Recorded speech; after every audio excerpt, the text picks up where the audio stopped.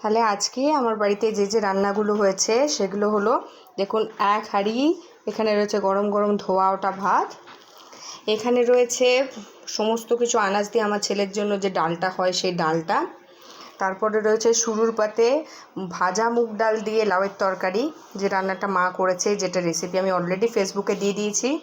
এখানে রয়েছে ছোটো ছোটো যে থোর হয়েছিল, থোরের ঘন্ট, সেটাও কিন্তু আমি বানিয়েছি আমরা, রেসিপিটা একটু সময় লাগবে দিতে, আস্তে আস্তে হবে। আর ছেলের জন্য একটা গোল গোল করে চাক্কা চাক্কা করে আলু ভাজা হয়, ওইটা খেতে খুব পছন্দ করে তাই জন্য। আর কালকের এখানে কুমড়ো পাতা বাটাটা একটু আছে, আর রয়েছে এখানে মাছের ঝোল, যে রেসিপিটাও আমি আপনাকে শেয়ার করব, হালকা করে একদম পাতলা মাছের ঝোল। আর শেষের পাতে একটু চাটনি না হলে আমার পোষায় না, তাই আমরা চাটনি। এই আজকের পর্ব আমাদের দুপুরের।